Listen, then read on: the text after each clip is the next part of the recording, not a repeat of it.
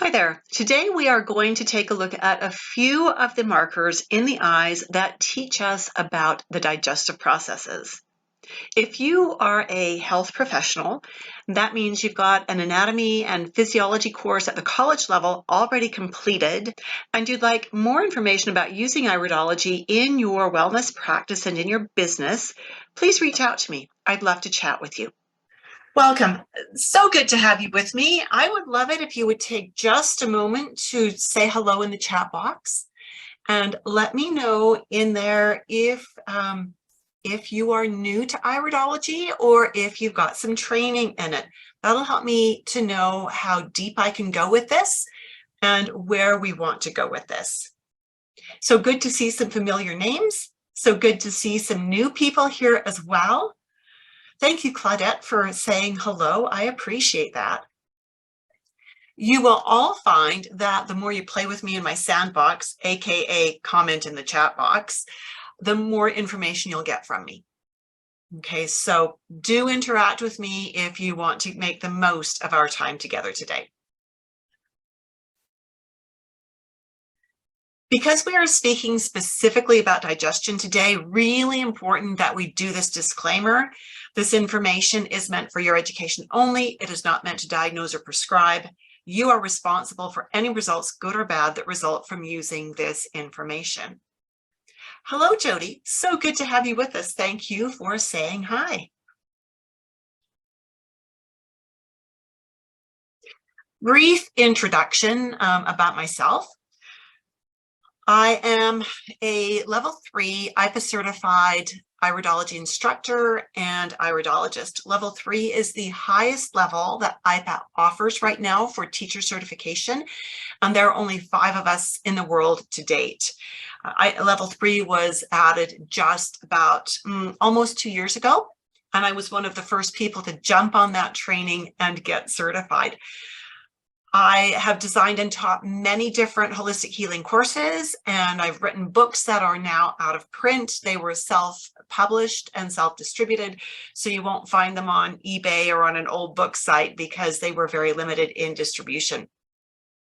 Joanna says, I've taken some courses in iridology, but not the kind you've spoken of. I love your approach. Thank you, Joanna. That's very kind of you. I'm glad you're with us today. In addition to being an iridologist, and I've been an iridologist for over 4 decades. I've studied many different kinds of iridology under many different instructors and have settled on the styles that work. For the past 30 years, I've been very focused on the constitutional style.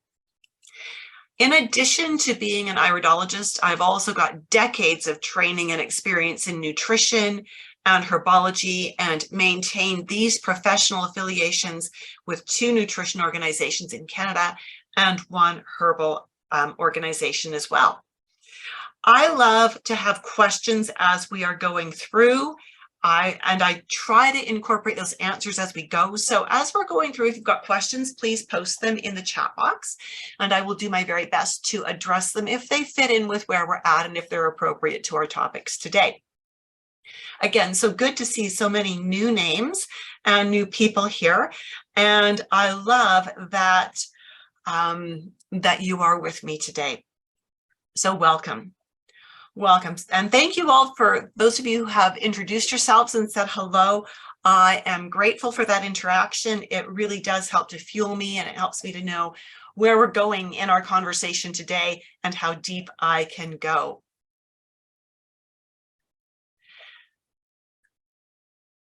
As we go through today, you are going to hear me speaking very directly about iridology. And as we do this, if you are a health professional, and I define health professional as anyone who has a college level anatomy and physiology course under their belt already, if you've got A&P under your belt already, and you're intrigued by what we are talking about today, and you're thinking you want to go further than this, you want information on a course that can lead you to certification, this is the URL that you can use to schedule a time to talk with me, for us to make sure that you've got the information you need to make a decision about a course and moving forward, and to also make sure that you are a good fit for the course, and the course is a good fit for you. Today, we're going to do a 30,000-foot overview of some of the markings that give us information about digestion. Now, I want you to understand that in the 20 or 30 minutes we are going to be talking about iridology today, this doesn't replace a course, right? You're just getting a skim the surface overview of what can be done with iridology. So really important to remember that you can't possibly learn iridology from a series of little videos, right? It doesn't work. It's more detailed than that. All right, so let's dive in. Here's our first eye. We're going to look at lots of eyes today. We're going to talk about their cases and talk about what we see in these eyes a little bit to know what we need to do. Now, I want you to remember as we do this that the eyes do not tell us what is wrong. I can't look at an eye and say, you have problem XYZ. When I look at an eye, I have to have context for that. So I have to have a conversation with the client to understand what is their concern. Why are they sitting in my office wanting to talk to me? When I know what their concern is, then I look at the eyes, and that gives me information. It gives me, mostly what it gives me is information about what questions I need to ask to understand on a deeper level what I need to do or what I need to advise this client to do. So when I look at the eyes, I never look at them cold. I would never sit down and just look at an eye and start listing off things that I see and what it could mean. Because what I see in the eye is always tempered by what the client wants. And I need to be able to connect markers together in the context of the client's goals in order to know how to work with them. Does that make sense? Jody's asking a really good question. Is there a governing body for iridology, herbalism, natural practices? There is not one governing body for all of that together. Iridology has the International Iridology Practitioners Association, which is located in the US and is an international organization.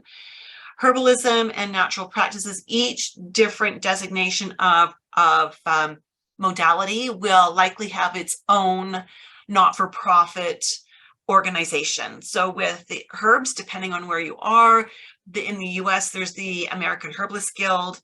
Here in Alberta, where I'm at in Canada, we have the Alberta Herbal Association. And so you just have to figure out what your modalities are and find whatever there is locally. So that was a side trip, Jody. Good question. When we look at an eye, we need to remember that any marker can mean more than one thing, right? Because we need the context to understand how to interpret it all the way. And so we need to remember as well that we may have markers in the irides because the irides are genetic. We may have markers there where the client does not have a symptom. Okay, so perhaps we see that a client has an inherent risk towards digestive concerns, but maybe this is a 3-year-old who's on a really healthy diet, was breastfed till they were 2, they've got a clean, really lovely diet, calm life, everything is lovely. That's probably more than enough to keep this child from developing digestive symptoms at the age of 3. Does that make sense? That what we see in the eyes is inherent. It's not a guarantee of a problem. If that makes sense, give me makes sense in the comments box. Conversely, what we see here is inherent. We may see that someone inherently has a really strong digestive system, and yet they've got symptoms. Well, just because their system is strong doesn't mean that they can't earn the right to have symptoms. You can drive a Rolls Royce into the ground, right? You might have been blessed with a Rolls Royce body, but if you don't do your lube jobs and oil changes, it's going to seize at some point in time. Same happens in our bodies. We can be blessed with really strong bodies, not take care of them, and break them down, not genetically, but substantially break them down physiologically so that we have symptoms. right? And so this is why we need to understand the client's goals. We need to understand their diet, their lifestyle. We need to combine that with what we see in their eyes to really understand what's going on. So on a basic level, there are 3 specific indicators that we look for when we are talking about digestion. And again, it's the interplay of these markers and diet and lifestyle that will give us the ultimate information that we need.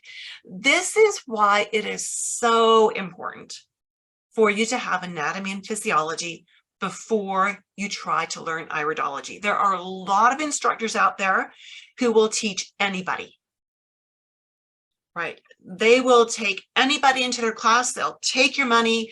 They'll often do it as a weekend crash course or a 4 or 5 day crash course or 2 weekends, or it'll be a pre-recorded set of videos that you're watching.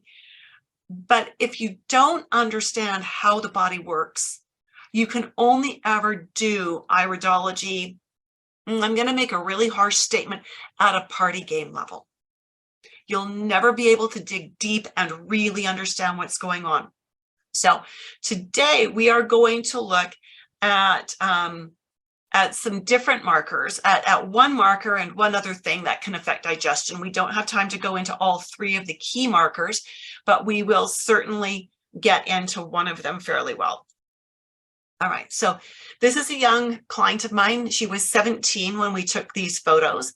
And so this marker is a little bit hard to see without magnification. I hope none of you are actually doing this on your phone because you're going to have a problem seeing it. I want you to look at the very edge of her pupil where the pupil meets the iris. Can you see at this edge that it looks like somebody took little scissors and cut little snippets into the iris? If you can see that, put snip in the comments box. Can you see that this edge is not smooth and even? We've got all these little snips. You can see that. Fantastic.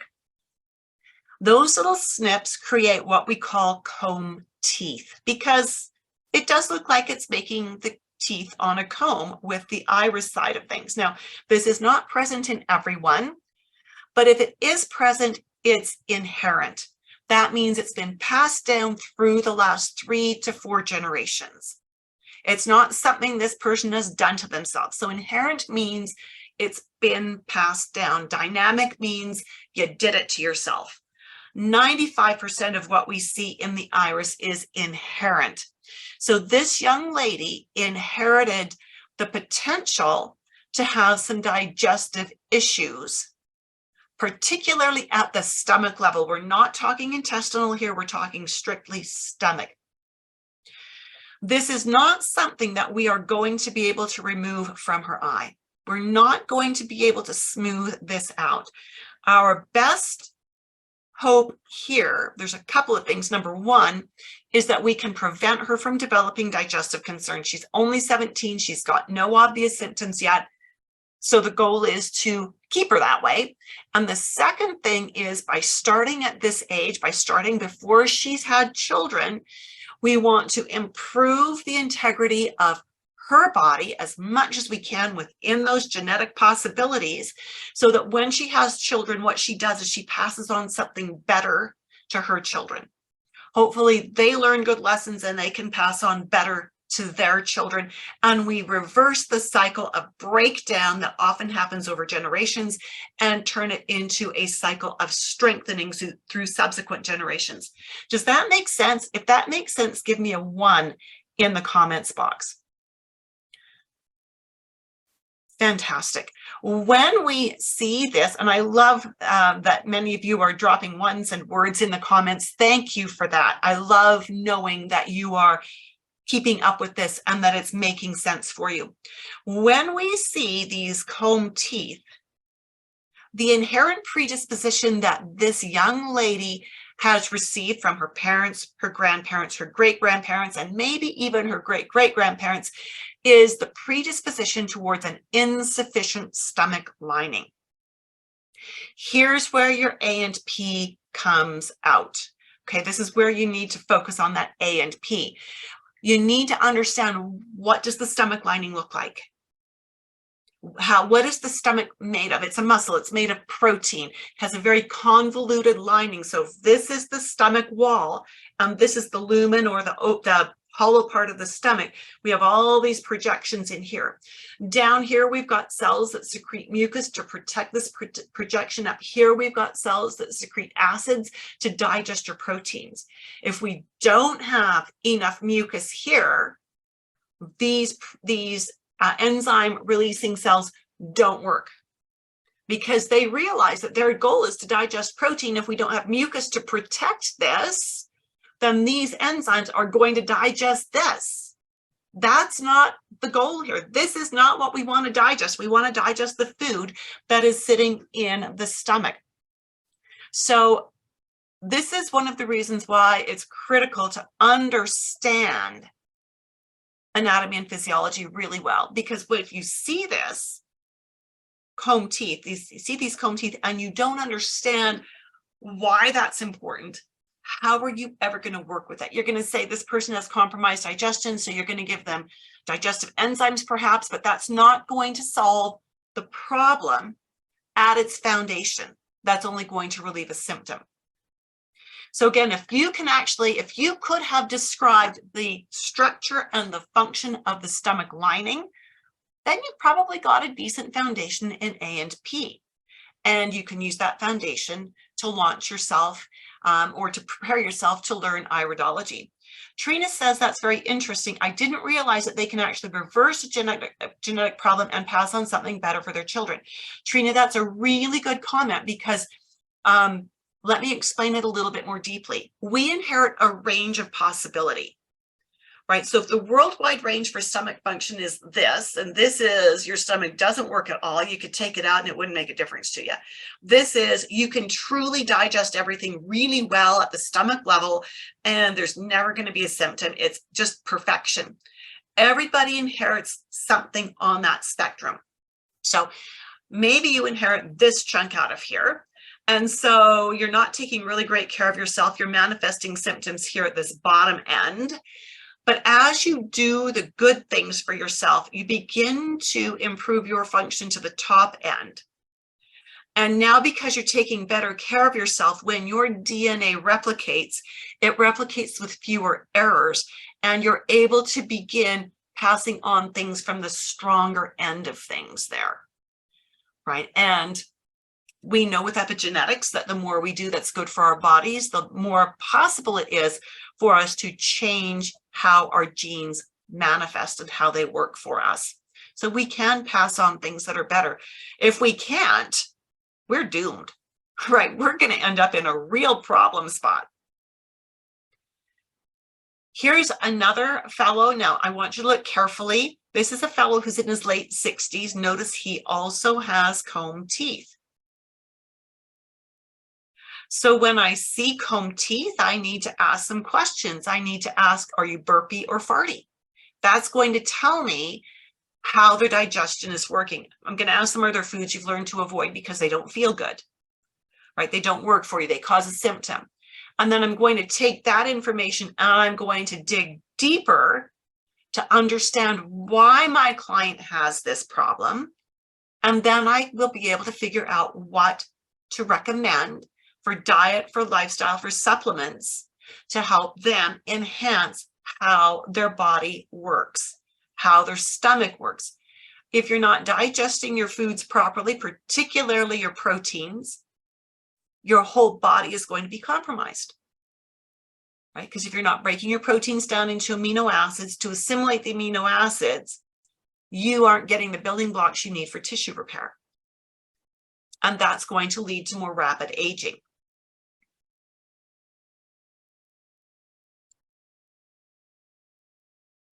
Here we have what we call a stomach ring. So when you look in this area inside this line that comes around here, can you see that there's an edge right here? If you can see that edge, give me the word edge in the comments box. Can you see that edge? Yeah. Everything from that pupil, from the edge of the pupil to the edge of that thickened tissue, this area of thickened tissue. This is called the stomach ring. And this, again, teaches us about a different aspect of insufficient digestion at the stomach level. This is a female in her mid-50s. What we need to remember physiologically, and again, this would take you back to your anatomy and physiology, is that we begin to lose our digestive enzymes at about the age of 35. By the time we're 55, we're down by half. So this client genetically is programmed to have reduced stomach function, and she's in her mid-50s. So if she has reduced stomach function genetically, and she's in her mid-50s, we would expect her enzyme production to be quite low. And we would expect to see the symptoms that would go with that. Now, what kinds of symptoms do you think would go? What kinds of stomach digestive symptoms do you think would go with having low enzyme function in her stomach?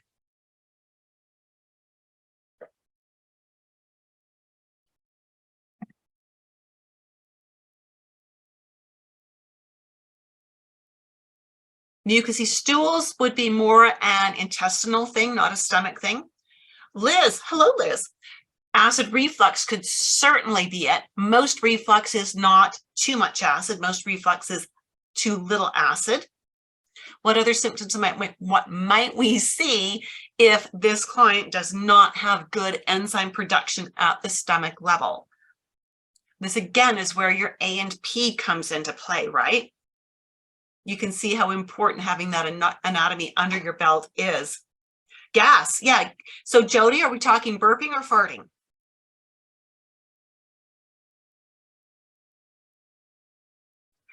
Could be burping, could be bloating, and it actually can be farting.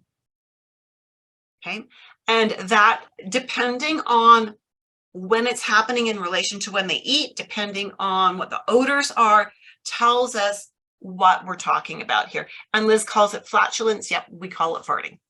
I'm pretty just normal here. But thanks for that, Liz. I appreciate that. That's so good. What if it's on an empty stomach?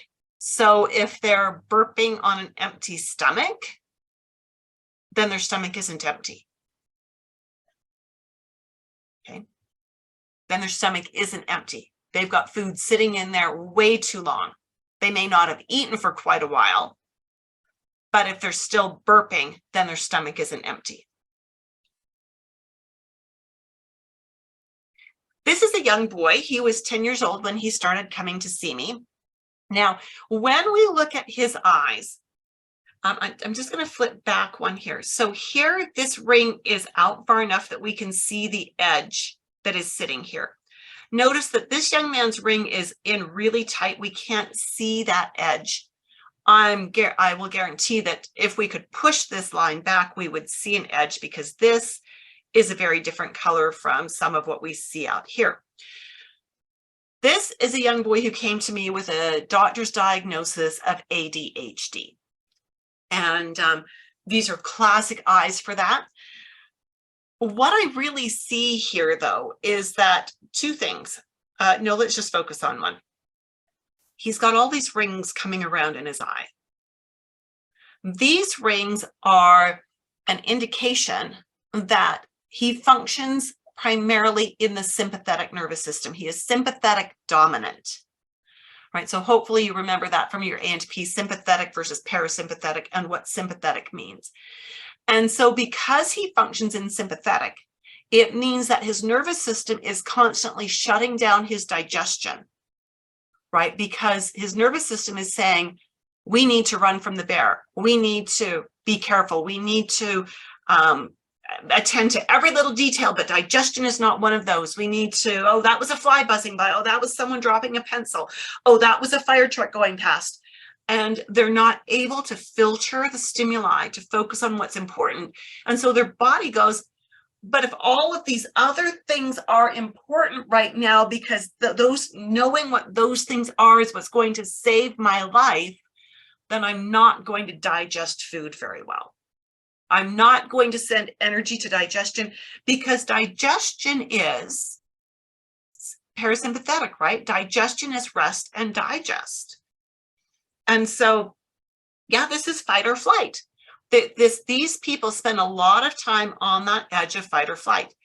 These people can be prone to constipation. They can be prone to pencil thin bowel movements, or rabbit turds, as we sometimes call them, although that's not a guarantee. For now, we're just focusing on the impact that the nervous system has on his stomach, not his intestines, because there's a lot of intestinal information here as well. So for now, let's just look at his stomach. So, this is telling his stomach, stop digesting. So that means he may not be hungry very often. Or it may be that he's only found that certain foods sit well in his stomach because they're very easy to digest. They may not require, the foods may not have as much protein in them, so they don't spend as long in the stomach, right? Here's another example. I'm going to show you another photo of this person in just a moment. This is another example of someone who is sympathetic dominant. Now, your first impression when you look at an eye that has this large of a pupil is, what drugs are you on, right? How many of you thought that when you saw this picture? That person must be on some kind of street drug. Yeah? Jody, LOL, yeah. And Liz is saying adrenals. Yeah, this often goes with adrenals, right? But that is a part of the adrenals, and how they function is a part of that sympathetic nervous system, sympathetic parasympathetic balance. Okay, so this is someone who tends to be quite high strung. And if you're high strung and you're anxious, you're not digesting. This is when this is normal room lighting. This is a little more light in her eye. Oh, sorry, this is a different one. I'm sorry. I didn't put in the follow-up of her, but this is in normal room light, very dim light with the camera. And so when we see that, we know that this, again, for digestion, this is someone who we need to actually not work with her digestion first. We need to work with her nervous system first, right? Giving her digestive enzyme is going to do about this much good, literally about this much good, if she's uptight, because her body's just going to override that. It's going to say, nope, not digesting, running from bears today, running from dragons, slaying dragons, not digesting. Do you know anybody who's like that? Where they're wound up tight as a drum. Every little hiccup is a major trauma. Every little thing that goes wrong is a life-altering experience. They don't have the ability to say, yeah, someone yelled at me, big hairy deal. If somebody yelled at me, I think I'm going to die, kind of thing, right? Yes, a client after concussion can behave like that as well. Absolutely. So this is a 4-year-old. Again, when we look in that edge of her iris, we see she has comb teeth. Now let's talk about the inherited side of this. This is a little girl whose mother is from Hungary, her father's from Poland. They are first-generation immigrants to Canada. First-generation immigrants to Canada. And so what did her parents and her grandparents and possibly her great-grandparents live through in the past, 60 to 100 years in Poland and Hungary? Do you think there was any trauma there? Notice she's got the contraction furrows and she's got the comb teeth. So those two things are going to play together genetically to reduce her digestive function. However, her mother is brilliant on every level. And from the moment this little girl, from before the time this little girl was conceived, this mother worked very, very hard, both she and her husband, on making sure the diet was good, making sure their lifestyle was calm. This mother is a European trained esthetician, and even something as simple as the chemicals that she would work with to do a facial, when they decided that they were going to get ready to get pregnant, she stopped working with those chemicals. Right? She started going more natural. She started limiting the number of clients she was working with to reduce her exposure even to natural things. Really worked with her diet. When this little girl was born, she was breastfed. It was brilliant. And when this little girl was weaned, she was weaned onto a very wholesome diet. She is an only child, but This is a case where she is loved and not spoiled, right? It's not a case of rigid rules, but it's a case of really good guidance and leadership and mentoring from the parents. This is a little girl who, last time I saw her, she was 7 years old, an absolute joy to have in the office. Absolute joy, polite, sweet, just, oh, she's just lovely. And so am I concerned about her digestion? Not necessarily, but her mother and I have talked about what this could mean in the future and what can she do to help her daughter protect her digestion at the stomach level and move forward healthfully with that, right? So, and that was very helpful for this mother because she does want to do things. She wants to teach her daughter really good, healthful principles. I love working with children for that reason, because we often see them before they have symptoms, and it means we can work preventively. This is a client in her mid-30s who, when we first met, she was a yoga teacher and a meditation teacher, and she did some other things as well. She's a technical writer as well. Very mindful with her food patterns, very mindful, primarily vegetarian, mostly organic, and no digestive symptoms. You know, when we look and we see these comb teeth and she's in her mid-30s, we would expect that possibly she could be beginning to see some symptoms, but she had no symptoms. And that is in large part, notice that she's got these rings as well that say she lives in her the sympathetic side of her nervous system. But because she practices yoga, because she practices meditation, because she has a healthful diet, she is doing everything she can to support her digestion and her nervous system to keep her digestion working very, very well for the very long term. Is this making sense that it's not one marking equals one symptom? It's how many markings tie together to tell us a story. If that makes sense, give me story in the comments box. We are looking to see what story the eyes tell us that corroborates the symptoms that will help us to understand what recommendations we should make. Thank you, Trina. Thank you, Liz, for giving me story. And Jody, fantastic, fantastic. Thank you for that. So, you know, we've come a long way in iridology since Dr. Jensen, but I love this saying, after your meal, sit a while, then walk a mile, right? Digestion is a sympathetic thing. And so we need to be in that sympathetic zone. Eating on the run, eating when we're stressed, not the best of ideas. So we want to make sure that we are doing that. Now, here's the thing. Some health professionals want to learn iridology just because they do. And some of them want to learn it because they have a feeling it can actually help them help their clients better. How many of you are in that second group that you feel like if you learned iridology in a really clinical way, where you're combining markers to create the story, to explain your symptoms, the symptoms your client has, how many of you feel that would be beneficial for you in the work you do with clients? If you do, give me just a 2 in the comments box.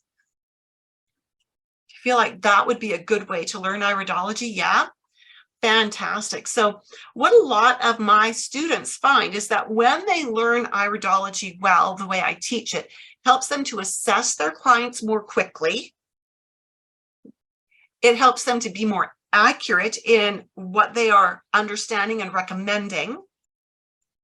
It helps them to have a better and faster rapport with their clients, because rather than using a lengthy questionnaire or an intake questionnaire, you're using the client's symptoms and their eye pictures to guide the questions you're going to ask. So you're not asking questions that are irrelevant, right? And that's really great because your clients don't like irrelevant questions, right? Nobody does. Who wants to spend 20 minutes filling out a questionnaire when you could have a conversation with your practitioner and feel like you're being heard, right? Being heard is so critical. This is exactly what we teach in the Dynamic Iridology Assessment System program. It is the only live, online, fully mentored course for nutritionists, herbalists, and naturopaths who want to streamline their clinical work without sacrificing client care. I'm seeing a lot of registered nurses and LPNs coming into the program as well, as they want to migrate away from medicine and towards something more holistic. We love doing it this way because it helps us to stop working unpaid overtime to create client programs. How many of you see a client, and then when the client is gone, you spend your own time creating programs, writing up reports? Do you do that? If you do, give me programs in the comments. And if you do that, you're not alone. I used to do that too. Oh yeah, Joanna says, oh yeah. And the sad thing is you're not really getting paid for the time you spend writing programs, right, Joanna? Because no client wants to pay you for the time they're not with you. So what we want to do is we want to learn, and Liz says she used to, right? Used to. She doesn't. She's done my program. And so what we want to do is learn how to do the assessment, right? Create the program in the client session so that you're not spending extra time and your client is getting what they need. Jabe Brooks, who's a registered nurse, just completed my program. She left mainstream medicine and she has studied functional nutrition, and she's just starting her own practice now. This is what she said about the course. This is my first iridology course. However, in my CNHP course, we were given a 3-hour lesson in iridology. That's nowhere near enough, just saying. That lecture and the study material left me more confused than before I knew anything at all. Judith's dynamic iridology assessment system has been an incredible experience, and we are just halfway through. She wrote this for me when she was 10 weeks into the program. Her teaching materials are thorough and easy to follow. The charts are invaluable and so insightful. I left Western medicine a while ago in favor of natural health after 22 years as an RN. Western medicine wasn't able to help me with my health, but iridology's helped me identify many of my health challenges and act to support my body toward better health. I've been able to use it to guide my family in supporting their bodies. Judith is truly amazing and is my most favorite instructor out of all my many years of higher education. That's fun. Angela Hodges says, she posted this on the IPA, the Iridology ASSN site, which is the IPA site, when she was commenting about my course. Wow, that is all I can say. What a fantastic course and a fantastic teacher that actually cares about your success. I'm so happy I found her. I had never even thought about being an iridologist, although I periodically looked for one to go to nearby with no avail. I had a session one time 20 years ago and thought it was amazing what they could tell by looking at my eyes back then.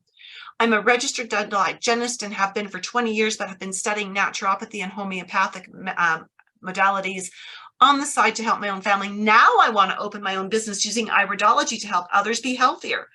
I've already signed up for Judith's next class, which is only open to graduates of dynamic iridology. It's where we look at body systems and iridology. So I can brush up on body systems and learn herbology with that. So excited. If you're thinking about taking this course, don't hesitate. You will not be disappointed. And just one more, Kimberly Zadalis, who is a radiology technician, and she's a physician's assistant, and she's got a lot of other creds behind her. If you were wondering which iridology course to take, you can stop looking. You found it. Judith is an excellent instructor with many years of experience. She's caring and compassionate, dedicated to the field of iridology and her students. I personally practice both Eastern and Western physiology medicine and was very impressed with the layout of her program. She makes it easy for her students to balance work, life, and study. Love that. So the next course is starting on March 15th. And if you are interested, if you've got A&P under your belt and you're thinking you're ready to move forward with iridology, so you want course details for this professional level class, as you've just seen from the previous testimonials, you want to grab this URL. I'm going to put it in the chat box. And oops, I sent that out to the wrong people. Just a moment. That went to panelists, and there are none. I'm going to send that to everyone. Schedule a time to chat with me. Let's see. Let's make sure you've got the A&P. I'll give you a tour of the student site. We'll talk about how the course is set up and what's involved with it, so you can make that decision. So here's just a basic sketch of what's included. 20 weekly classes, 2.25 hours, interactive, live. You get to ask questions. I get to give you answers. We get to practice together. So this is really about laying the foundation, and then over those 20 weeks, adding information and building and building and building. Each session is recorded and uploaded to your student's site, so you can review that as you need to.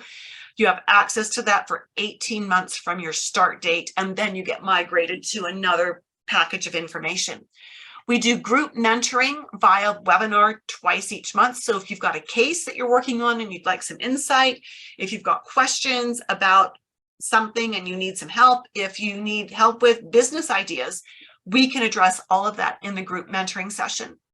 Your textbook is included. It's downloadable. It's digital. It's 225 pages. So download it, and I give my students permission to print up a copy of that if they want. You get 45 pages of cheat sheets. This is the condensed study notes. I limit my classes to only 10 students per class. I feel small groups are really important because of a lot of things. Number one, it means there's time to give you the personal attention you need in class. Number two, we learn from each other. And number three, as you get to know your classmates, you get more and more comfortable asking questions that you think are, watch this, in air quotes, stupid, because I don't believe there's such a thing as a stupid question. There's only something that you need to know. And the more comfortable you are with the students you're with, the more easy it will be for you to ask those questions that you might be thinking you shouldn't ask. But golly, if I find out you're holding back on me, we're going to have a conversation about that too. And I offer the one-on-one mentoring for certification preparation. Most IPA instructors charge extra for certification preparation, right? Because it is a time commitment. It's up to 10 hours of my time one-on-one for you and with you, right? That's a huge investment. I include that for any of my students who want to do it within the first 15 months of starting the course. So you do the course, then I give you 10 months to complete your certification requirements with me, because if we don't have a deadline, it doesn't get done, right?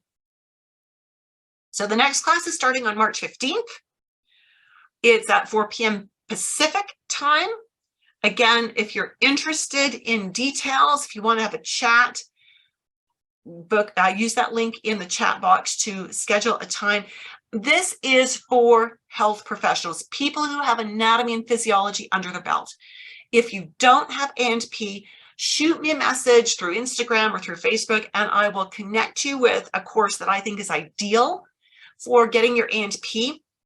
The reason, not only is A&P important for understanding iridology, but if you want to certify, you've got to have proof of A&P.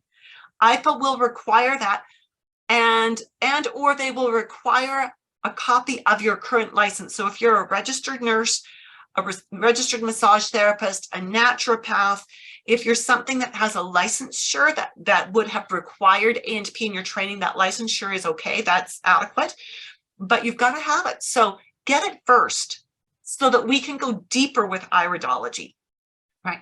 And there we go. So, that was a whirlwind. All righty, I love the questions that came in. Thanks for the interaction. Any other questions about anything we talked about today? Any other questions? I can catch my breath now. That was so fast. I really believe in learning. And so really at 11 o'clock today, I'm actually attending a course that I'm registered for. So that's a part of the reason why we moved this to earlier today and went pretty quick through it. Okay, I'm not seeing any questions, but sometimes it takes a few seconds. I'd like more information for the A&P, please. All right, so Jacket, I will going to make a note to send that to you later on. It'll be later on today, and we'll get you connected with that. The A&P course that I recommend takes an average student about 84 hours to complete. So depending on how much time you can dedicate to it, you could be ready for the next iridology start date that is scheduled for June. Okay. So I will send that to you, Jaquette. Any other questions? Are we all good?